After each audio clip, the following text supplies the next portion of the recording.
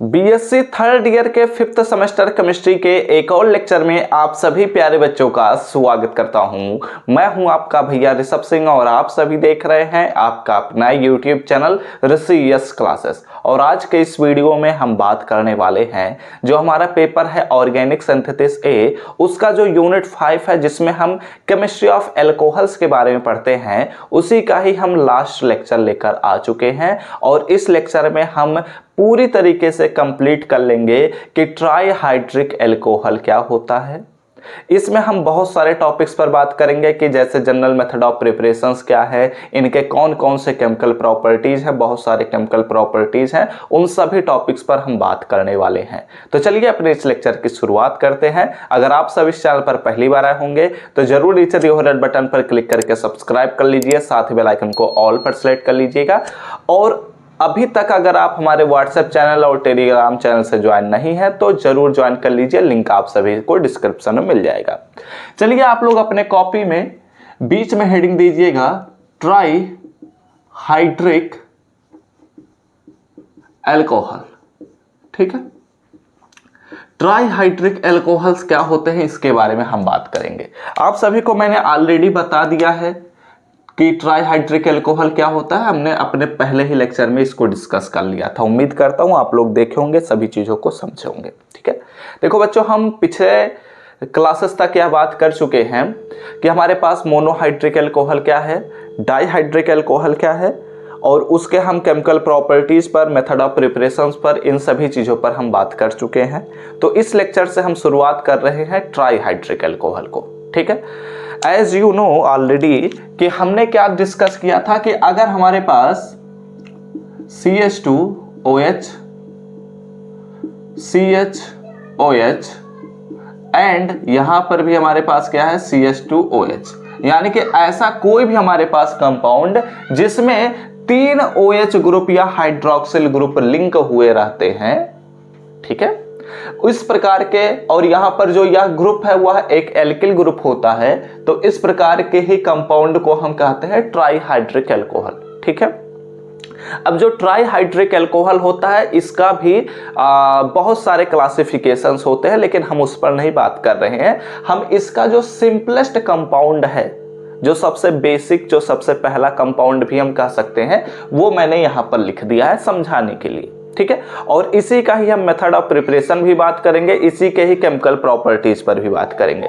ठीक है, तो अगर इसका नाम अगर पूछा जाता है आपसे तो क्या कहेंगे, इसे आप कह सकते हैं ग्लिसरॉल। ठीक है, ग्लिसरॉल। ठीक है, या फिर आप इसी को ही कह सकते हैं ग्लिसरीन। ठीक है, क्या कह सकते हैं, ग्लिसरीन भी इसी को ही आप कह सकते हैं।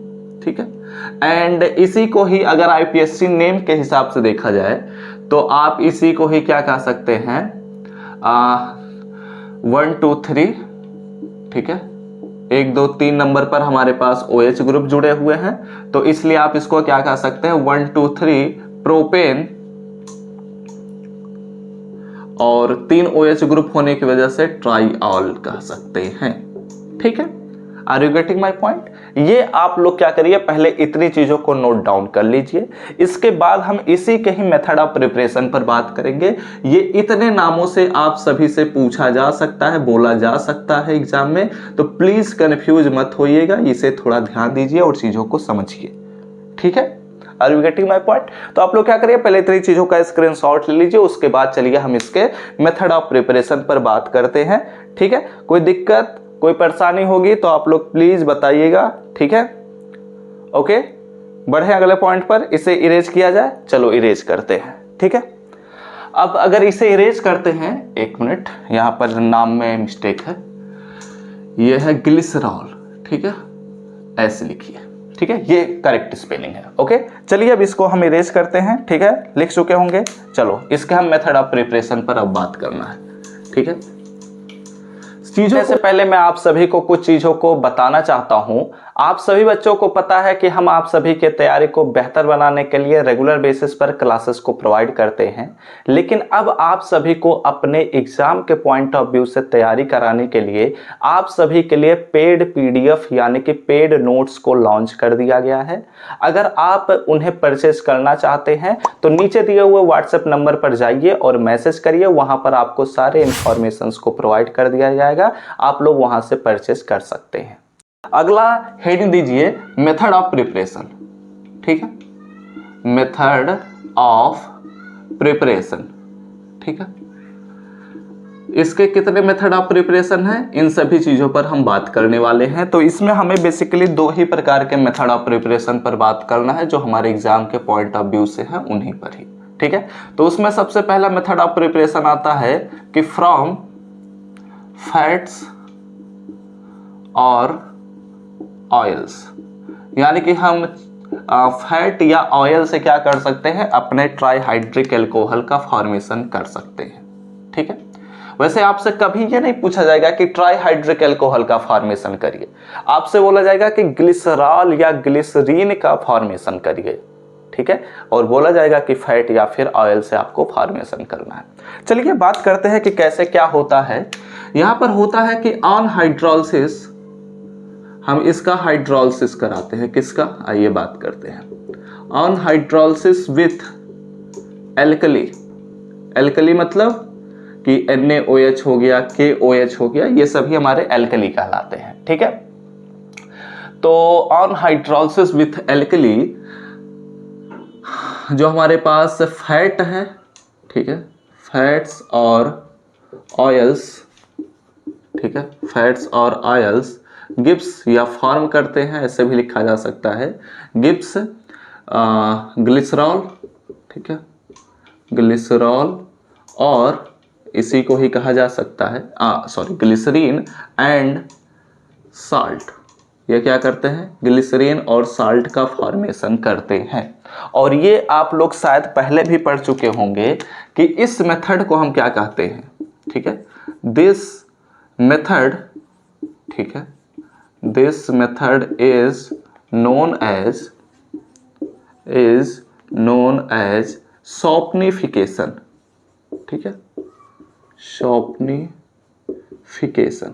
अब ऐसा क्यों कहते हैं आप लोग समझ गए होंगे, अगर नहीं समझे हैं तो अभी आप लोगों को सारी चीजें समझा दूंगा। ठीक है, सॉफ्टनिफिकेशन मतलब क्या, साबुनीकरण। ठीक है, अब आप लोग आई थिंक समझ गए होंगे। चलिए रिएक्शन पर बात करते हैं, तब ये सारी चीजें आपको समझ में आ जाएंगी।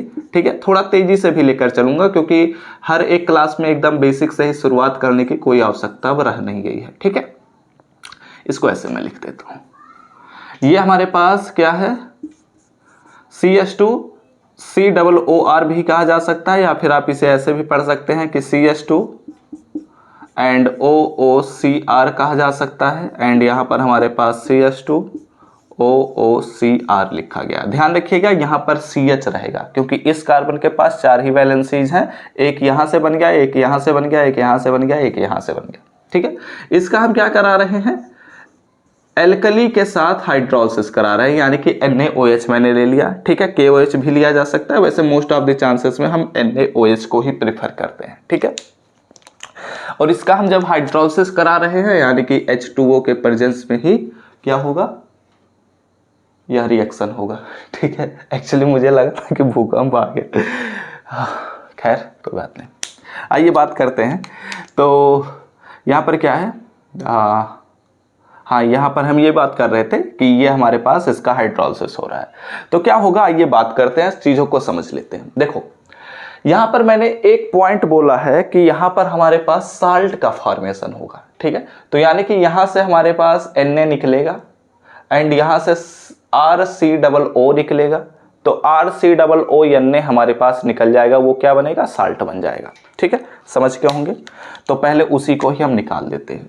तो यहाँ पर हमारे पास निकल गया, मैं साइड में लिख दूँ।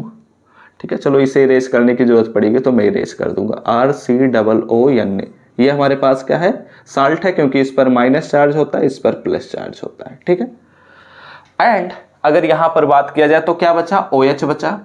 तो अब देखो यहाँ पर हमारे पास Na जो है वह एक है और यहाँ पर RCOO कितने हैं, 3 टाइम्स हैं, इसलिए हम क्या कर रहे हैं, इसका 3 टाइम्स उपयोग कर ले रहे हैं। तो जब हम इसका 3 टाइम्स उपयोग करते हैं तो यहाँ पर 3 टाइम्स RCOON निकल जाएगा। ठीक है, बचा क्या, यहाँ पर 3 OH ग्रुप बचे और 3 यहाँ पर बॉन्ड बच रहे हैं, तो तीनों को लिंक कर दीजिए। तो यहाँ पर बचा हमारे पास CH2OH, ठीक है, यहाँ पर हमारे पास बचा CHOH एंड यहाँ पर हमारे पास बचा CH2OH, ठीक है, एंड यहाँ पर हमारे पास प्लस चार्ज आ गया। ओके, ये बात आपको समझ में आई। ठीक है, तो ये हमारे पास आप सबका जाना पहचाना कंपाउंड बन गया। इसे हम क्या कहते हैं, इसे हम कहेंगे फैट्स, ठीक है, या फिर इसी को ही कहा जा सकता है कि ये ऑयल्स है। तो फैट्स और ऑयल्स हो गया। ये हमारे पास NaOH है और इसी को ही हम क्या कहते हैं, ग्लिसरॉल और ग्लिसरीन भी आप कह सकते हैं। ठीक है, तो अच्छे से याद रखिएगा क्योंकि ये सारी चीज़ें पूछी जाएंगी। और ये क्या है, हमारे पास साल्ट है।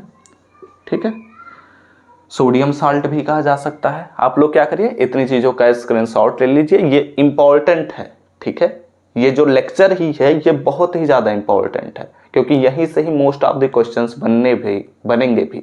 ठीक है, तो आप लोग क्या करिए, इतनी चीज़ों का स्क्रीनशॉट लीजिए। उसके बाद एक और चीज़ ध्यान दीजिएगा, ये जो साल्ट मैंने लिखा है इसको ही ऐसे कर दीजिए ORR, इसको लिख दीजिए सोप। ठीक है, are you getting my point. ठीक है, यानी कि अब इस वजह से आपको समझ में आ जाएगा कि जब हम सोप कह रहे हैं तो इसको हम सोपनिफिकेशन क्यों कहते हैं, क्योंकि यहाँ पर हमारे पास साबुन का भी निर्माण हो रहा है।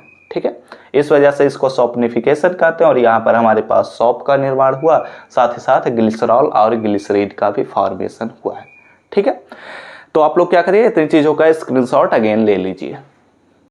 तो अब चलिए अगले मेथड ऑफ प्रिपरेशन पर हम बात करते हैं। यहाँ पर हमारे पास आता है तीसरा method of preparation, second method of preparation, जिसमें हम बात करेंगे फ्रॉम प्रोपीन।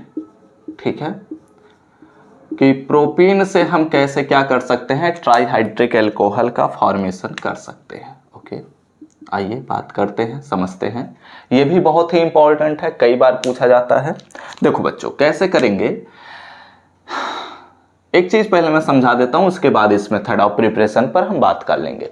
देखो, जो हमने पिछला मेथड ऑफ प्रिपरेशन देखा उसमें हमने देखा कि सोप का निर्माण हो रहा है, यानी कि साबुन का निर्माण हो रहा है। ठीक है, अच्छी बात है।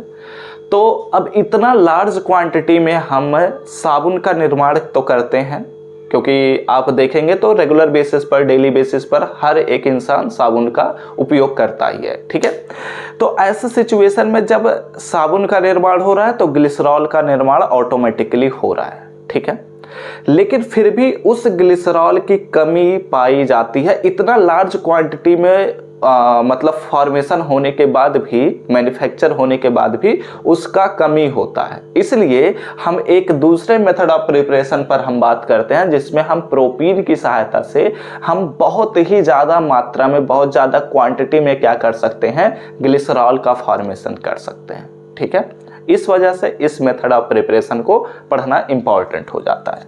तो देखो क्या होता है कि ग्लिसरॉल, ठीक है, glycerol can be prepared by, ठीक है, glycerol can be prepared from propene. ठीक है, प्रोपीन की सहायता से हम क्या कर सकते हैं, ग्लिसरॉल का फॉर्मेशन कर सकते हैं। तो glycerol can be prepared from propene which is, ठीक है, व्हिच इज ऐसे लिखते हैं। ठीक है, from propene which is cracking of petroleum. ठीक है, व्हिच इज ऑब्टेन्ड, ठीक है, ऐसे लिख देता हूं, which is obtained on cracking, ठीक है, on cracking of petroleum। ठीक है, petroleum. Okay, are you getting my point. अब देखो, ये थोड़ा अलग सेंटेंस बन रहा है कि हम पेट्रोलियम के क्रैकिंग द्वारा ग्लिसरॉल का क्या कर सकते हैं, मतलब फॉर्मेशन कर सकते हैं। तो ये वाला सेंटेंस हम बस एग्जाम के पॉइंट ऑफ व्यू से रखते हैं, रिएक्शन को हम समझते हैं। ठीक है, देखो क्या होता है कि हमारे पास एक करते हैं, यहाँ पर मैं लिख देता हूँ सबसे पहले प्रोपीन, तो यानी कि ये CH2 हो गया, ये डबल बॉन्ड CH हो गया, एंड यहाँ पर हमारे पास सिंगल बॉन्ड CH3 हो गया। ठीक है, ये क्या है आप लोग का जाना पहचाना प्रोपीन।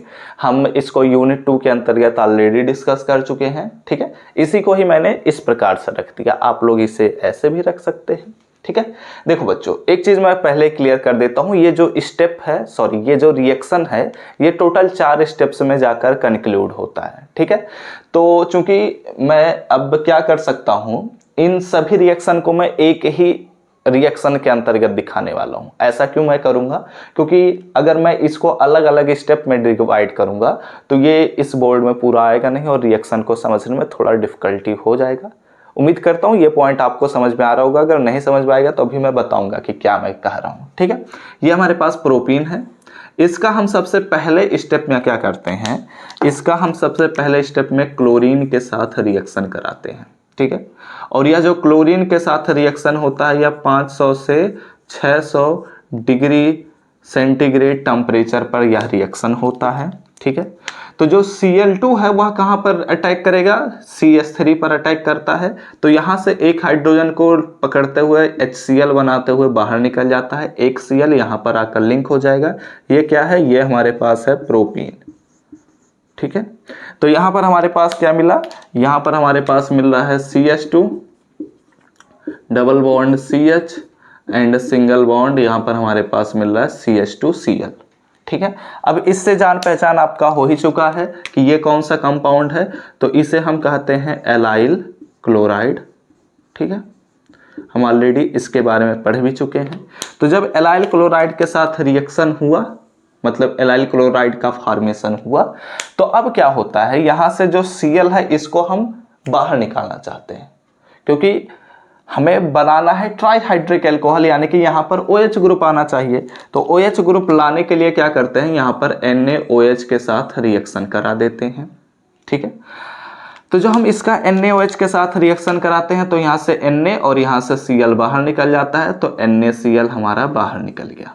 ठीक है, तो जब यहाँ से NaCl बाहर निकल गया तो OH ग्रुप यहाँ पर आकर जाकर लिंक हो जाता है, तो CH2 double bond CH single bond यहाँ पर बन जाता है CH2OH, और ये हमारे पास क्या है, ये हमारे पास है एलाइल एल्कोहल।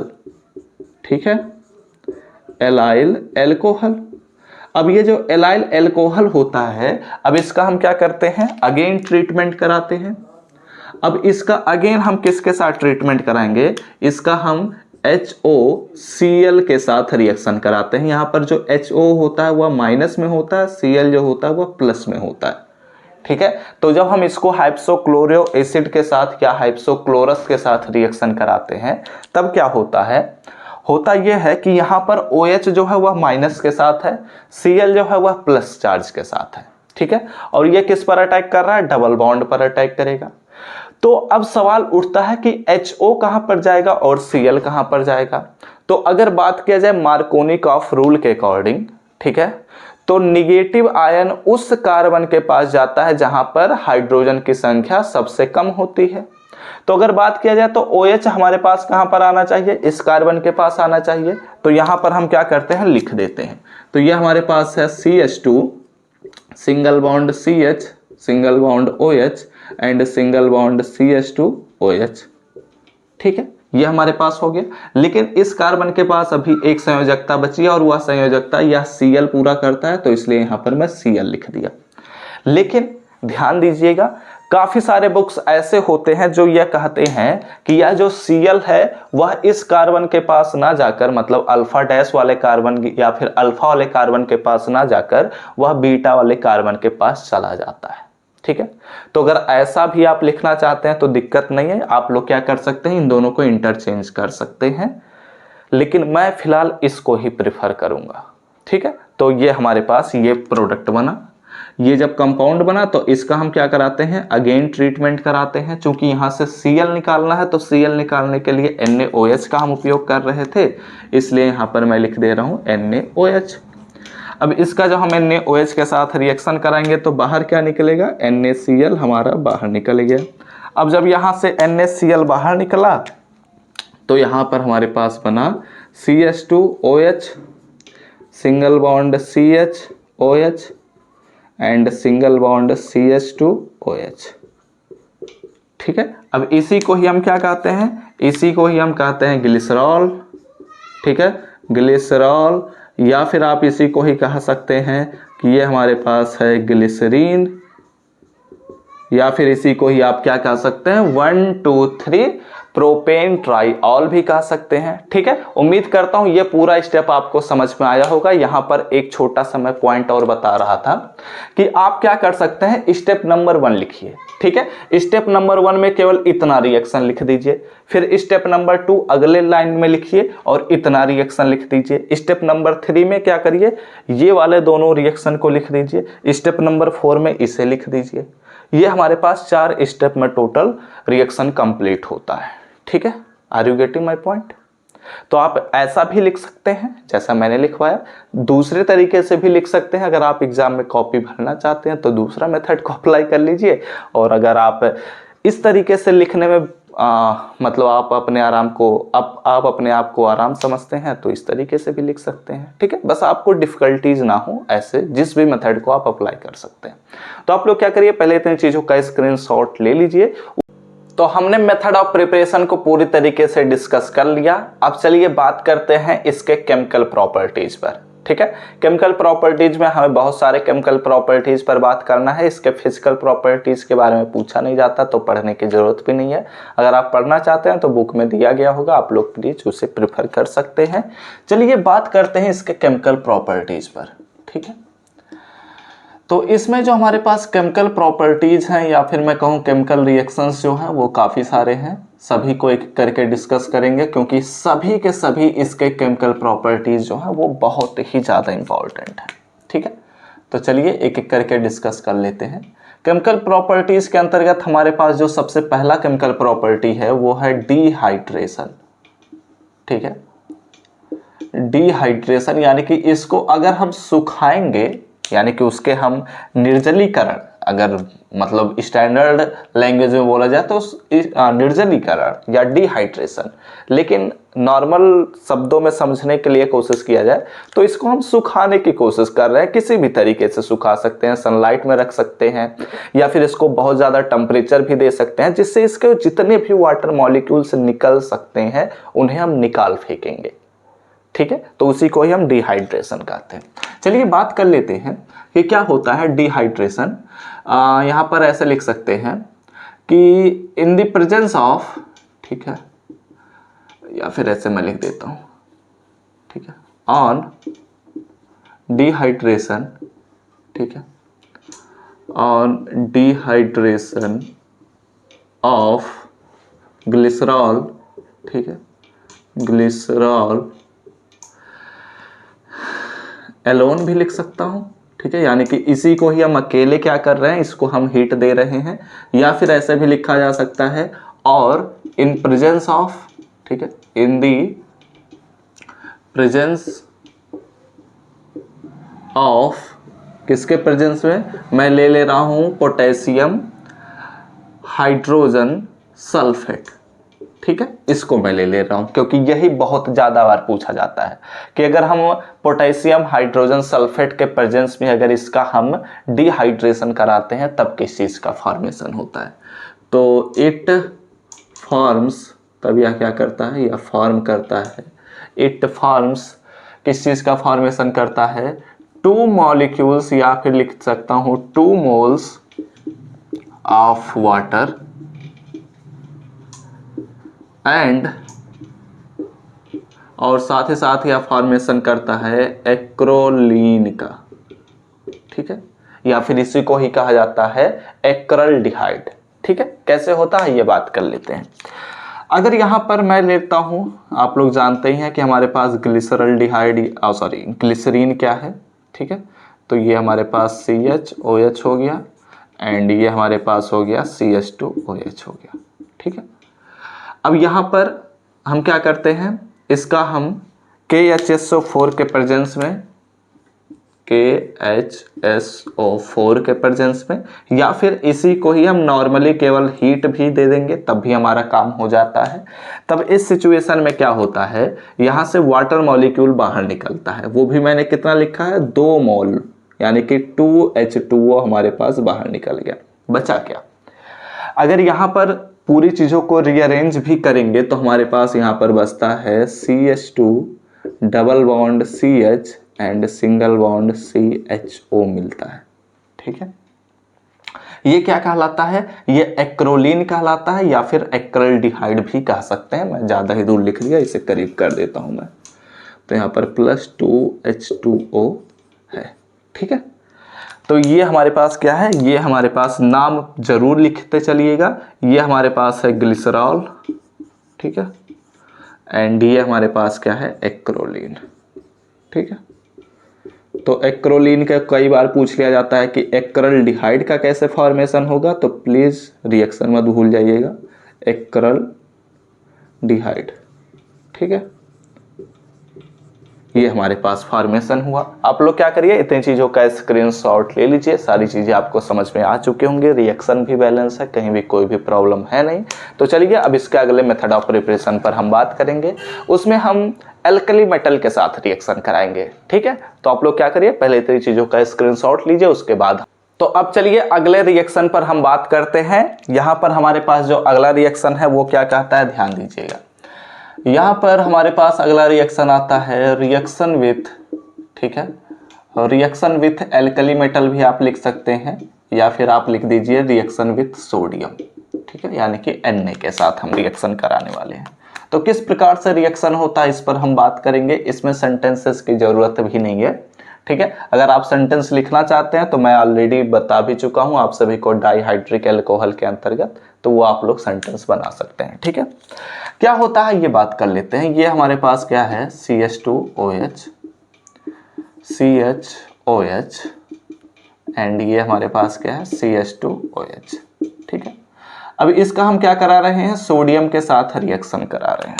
ठीक है, तो मैंने सोडियम के साथ रिएक्शन कराया, और यहाँ पर जब हम रिएक्शन कराते हैं फर्स्ट टाइम तो यहाँ पर हम 25 डिग्री सेंटीग्रेड का ही उपयोग करते हैं। ठीक है, तो जो हमारे पास ग्लिसरॉल होता है वो चेंज होता है CH2ONA में। ठीक है, यानी कि यहाँ से एक H निकल जाता है और यहाँ से हमारे पास CHOH रहता है, एंड यहाँ पर भी हमारे पास CH2OH अपने पुराने पोजीशन पर रहता है, यानी कि यह मोनोसोडियम साल्ट का फॉर्मेशन हो गया। फिलहाल उससे हम नहीं कहेंगे, दूसरा नाम रखेंगे। आइए बात करते हैं अब क्या होता है अगर इसको हम फिर से सोडियम के साथ ट्रीटमेंट करा दें फिर से, और टेम्परेचर को हाई कर दें। ठीक है, तो हाई टेम्परेचर पर अब हम बात कर रहे हैं। ठीक है, तो जब हम टेम्परेचर को फिर से बढ़ाते हैं तो हमारा सोडियम का एक और मॉलिक्यूल इस रिएक्शन में पार्टिसिपेट करता है और वह बनाता है CH2ONA, एंड यहाँ पर हमारे पास CHOH, एंड यहाँ पर हमारे पास CH2ONA में कन्वर्ट हो जाता है हमारा यह प्रोडक्ट। ठीक है, अब क्या सवाल उठता है, क्या इसको हम फिर से Na के साथ क्या करा सकते हैं, रिएक्शन करा सकते हैं? तो इसका जवाब है नहीं। अब इसको हम फिर से सोडियम मॉलिक्यूल के प्रेजेंस में और भी ज़्यादा टेम्परेचर देंगे तो यह रिएक्शन नहीं करता है। इसके पीछे का लॉजिक ये हम समझ सकते हैं कि ये जो Na होता है, इसके जो मॉलिक्यूल्स हैं, ठीक है, जो एटम्स हैं वो हाइड्रोजन की तुलना में क्या है, बड़े हैं। तो जब इनका एटम जो है वो हाइड्रोजन की तुलना में बड़े हैं तो इसे ऐसे भी, मतलब समझाना थोड़ा डिफिकल्ट बन जाएगा क्योंकि 3D नहीं बना सकता मैं। यहाँ पर समझो ऐसे कि हाइड्रोजन का मॉलिक्यूल इतना सा है, ठीक है, एंड यहाँ पर हमारे पास सोडियम के दो मॉलिक्यूल्स इसको दबाए रखे हैं। अब क्या तीसरा एक और सोडियम का मॉलिक्यूल इसमें घुसेगा? नहीं घुस पाएगा, क्योंकि उसको क्या है, इसमें प्रॉब्लम होगी। अगर इतना बड़ा मॉलिक्यूल है तो यहाँ पर आने पर यह जो प्रोडक्ट बना है ये अनस्टेबल हो जाएगा। अब जब यह अनस्टेबल हुआ तो फिर से यह टूट जाएगा, इसलिए यह क्या करता है, एक और सोडियम मॉलिक्यूल को अपने अंदर प्रवेश नहीं करने देता। ठीक, are you getting my point? अब यहाँ तक की चीज़ों को समझ के होंगे तो इसका नाम भी लिख लेते हैं। इसको हम कहते हैं ग्लिसरॉल, ठीक है। और इसको हम क्या कहेंगे, इसको हम कहेंगे मोनो, ठीक है, मोनोसोडियम और ग्लिसरॉल से बना है, इसलिए इसको हम कह सकते हैं ग्लिसरलेट, ठीक है, ग्लिसरलेट, ठीक है। और अगर इसके बारे में बोलना जाए तो यहाँ पर हमारे पास 2 सोडियम है, इसलिए इसको हम कह सकते हैं डाइसोडियम, ठीक है, डाइसोडियम ग्लिसरलेट, ठीक है। ये हमारे पास प्रोडक्ट बन गया। आप लोग क्या करिए, इतनी चीज़ों का भी स्क्रीनशॉट ले लीजिए। उसके बाद चलिए हम बात करते हैं कि अगर हम PCl5 से रिएक्शन कराते हैं तब क्या होता है, ठीक है। तो फटाफट से इतनी चीज़ों का स्क्रीनशॉट ले लीजिए। अगर सेंटेंस को लिखना चाहते हैं तो आप बना भी सकते हैं कि जब ग्लिसरॉल का हम सोडियम के साथ रिएक्शन करा रहे हैं 25 डिग्री सेंटीग्रेड पर तो ये मिल रहा है, उसका अगेन ट्रीटमेंट करा रहे हैं सोडियम के साथ लेकिन टेम्परेचर को हम बढ़ा दे रहे हैं तो ये हमारे पास प्रोडक्ट मिल रहा है, ठीक है। तो स्क्रीनशॉट हो चुका होगा। तो अब चलिए अगले केमिकल रिएक्शन पर हम बात करते हैं। तीसरा केमिकल रिएक्शन क्या कहता है, ये ध्यान दीजिए, समझने का प्रयास करते हैं। रिएक्शन विथ, ठीक है, रिएक्शन विथ PCl5, ठीक है, फास्फोरस पेंटाक्लोराइड के साथ हम क्या कराने वाले हैं, इस बार रिएक्शन कराने वाले हैं, ठीक है। तो सेंटेंस लिखने की जरूरत है नहीं, चलिए इसके हम डायरेक्ट रिएक्शन पर बात करते हैं। तो ये हमारे पास है CH2OH, CHOH। इसको मैं बार बार इसलिए बोल रहा हूं, बार बार इसलिए लिख रहा हूं ताकि हमें ये पॉइंट याद हो जाए, ठीक है, कभी हम भूल ना पाए इस चीज को। और यहां पर हमारे पास PCl5 से रिएक्शन होना शुरू हो गया, ठीक है। अब जब यहां पर PCl5 के साथ रिएक्शन होता है तब क्या होता है, ध्यान दीजिए, समझने का प्रयास करिए। यहां पर हमारे पास जो Cl के 5 मॉलिक्यूल्स प्रेजेंट हैं, इसको हम कर देंगे 15 मॉलिक्यूल्स, ठीक है, क्योंकि यहाँ पर हमारे पास 3 मॉलिक्यूल तो यहाँ पर जुड़ेंगे डायरेक्ट ही, आप लोग जानते ही हैं, ठीक है। तो यहाँ पर हमारे पास क्या बन जाएगा, CH2Cl बनेगा, CHCl बनेगा एंड यहाँ पर हमारे पास बनेगा CH2Cl, ठीक। इतनी बातें आपको समझ में आई। अब यहाँ पर ध्यान दीजिए क्या क्या बन रहा है, इसके साइड प्रोडक्ट पर ध्यान दीजिए, क्योंकि जब एग्जाम में ये रिएक्शन आएगा तो टीचर तो जानेगा, एग्जामिनर यह जानेगा कि आप लोग ये वाला लिख देंगे, ठीक है, लेकिन इसके जो साइड प्रोडक्ट हैं उसे आप लिख पाते हैं या नहीं, ये बात ध्यान देता है वो। यहाँ पर क्या क्या बच रहा है इस पर ध्यान दीजिए। यहाँ पर हमारे पास OH OH OH, ठीक है, एंड यहाँ पर हमारे पास P और यहाँ पर हमारे पास Cl भी बच रहा है, ठीक है। तो यहाँ पर क्या क्या मिल रहा है, यहाँ पर एक तो हमारे पास प्रोडक्ट बन जाएगा POCl बन जाएगा, ठीक है। तो POCl3 बन गया, क्योंकि यहाँ पर ऑक्सीजन जो है वो डबल बॉन्ड बना लिया और हमारे पास 3 क्लोरीन एटम इसके साथ रिएक्शन कर लिया, ठीक है। एंड यहाँ पर फास्फोरस के 3 मॉलिक्यूल्स हैं, इसलिए मैं यहाँ पर क्या कर देता हूँ, 3 से मल्टीप्लाई कर देता हूँ, तो हमारे पास 3 ऑक्सीजन एटम भी हो गया एंड क्लोरीन के भी हमारे पास 3 त्रिका 9 और 3 12 एलिमेंट हो गए, ठीक है। लेकिन हाइड्रोजन हमारे पास बच रहा है तो इसलिए यहाँ पर हमारे पास क्या मिलेगा, HCl का भी फॉर्मेशन हो जाएगा। 3 हाइड्रोजन बचे थे और 3 ही हमारे पास क्लोरीन भी बचा है, तो इसलिए यहाँ पर हम क्या कर सकते हैं, 3 टाइम्स लिख सकते हैं। तो ये हमारे पास 3HCl भी निकल गया, ठीक है। इसका नाम लिखना चाहें तो आप लोग जानते ही हैं कि इसे हम कहते हैं ग्लिसरॉल, ठीक है। और इसे अगर लिखना चाहते हैं तो 1 2 3 1 2 3 और यहाँ पर हमारे पास हो जाएगा ट्राइक्लोरो, ठीक है, ट्राइक्लोरो, और ये हो गया हमारे पास प्रोपेन, ठीक है ना। तो यहाँ पर हमारे पास क्या मिल गया, ट्राइक्लोरोप्रोपेन भी बन गया, ठीक है। अब इसी को ऐसे भी लिखा जा सकता था कि 1 2 3 प्रोपेन ट्राइक्लोराइड भी लिखा जा सकता था, लेकिन फिलहाल इस नाम को ही पूछा जाता है तो इसलिए इसको मैं प्रेफर किया, ठीक है।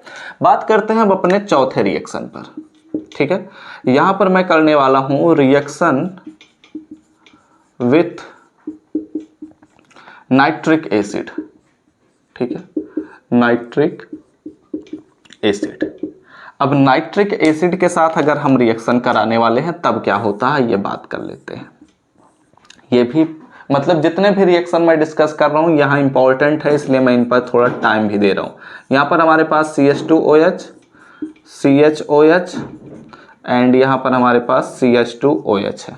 ठीक है, इसका मैं क्या कर रहा हूँ, नाइट्रिक एसिड के साथ रिएक्शन करा रहा हूँ, तो HNO3 के साथ रिएक्शन हुआ। अब जब ये HNO3 के साथ रिएक्शन होता है तो यहाँ पर हमारे पास ये कंसंट्रेट के फॉर्म में होता है और यहाँ पर H2SO4 के प्रेजेंस के रिएक्शन होता है। और यहाँ पर हम टेम्परेचर भी, कई बुकों में आप लोग देखेंगे तो 10 डिग्री सेंटीग्रेड लिखा रहता है, कई बुकों में आप देखेंगे तो 25 डिग्री सेंटीग्रेड लिखा रहता है। ठीक है, तो आप चाहे जिसको भी प्रेफर कर लीजिए, मैं फिलहाल 25 डिग्री सेंटीग्रेड को लिख लेता हूँ। ठीक है, तो अब क्या होता है, चूंकि यहाँ पर हमने एसिड को लिया है तो इसका मतलब ये हुआ कि यहाँ से वाटर मॉलिक्यूल रिमूव होगा, तो मैंने H2O रिमूव कर दिया। ठीक, ओके, एंड H जो है वो हमारे पास यहाँ से निकलेगा, OH जो है वो यहाँ से निकलेगा, तो यानी कि यहाँ पर हमारे पास 3 OH हैं तो 3 हाइड्रोजन भी यहाँ पर प्रेजेंट होने चाहिए, तो इसलिए मैं यहाँ पर 3 हाइड्रोजन को प्रेजेंट कर दिया। ठीक है, तो इसका मतलब ये हुआ कि 3 ही वाटर मॉलिक्यूल्स भी हमारे पास बाहर निकल जाएंगे। ठीक, बचा क्या, यहाँ पर NO3 बच रहा है एंड यहाँ पर CH2 CH बच रहा है। ठीक है, लेकिन ये जो हमारे पास HNO3 है यहाँ पर HONO2 के फॉर्म में हम लिखेंगे। ठीक है, समझने वाली बात को हम बता देते हैं, इसको एक्चुअली हम ऐसे लिख रहे हैं। ठीक है, HONO2 के फॉर्म में लिख दीजिए। ठीक है, क्योंकि यहाँ पर जो हमारे पास H+ आएगा वो यहाँ पर अटैक करेगा, वो वाटर मॉलिक्यूल बनाता है, तो यहाँ से हमारे पास O बचेगा और यहाँ से NO2 यहाँ पर लिंक हो जाएगा, तो यहाँ पर बचा हमारे पास CH2ONO2। ठीक है, CHONO2। इसका अगर मैकेनिज्म आपके सिलेबस में रहता है तब मैं समझाता तो और भी अच्छे से समझ में आता, लेकिन यहाँ पर फिलहाल मैंने नॉर्मली समझा दिया है कि ऐसा ही होता है। ठीक है, तो यहाँ पर ये हमारे पास क्या है, ग्लिसरॉल। ठीक है, एंड इसका अगर नाम लिखना चाहें तो यहाँ पर हम लिख सकते हैं क्या, यहाँ पर हम लिख सकते हैं ग्लिसरीन ट्राइनाइट्रेट। ठीक है, चलो लिख लेते हैं यही। ठीक है, ग्लिसरॉल या ग्लिसरीन जो भी आप लिख सकते हैं। ठीक है, तो ग्लिसरीन ट्राइनाइट्रेट। ठीक है, ये आप लोग क्या करिए, नाम लिख लीजिए। ठीक है, वैसे इसको कई बार कहा जाता है TNG।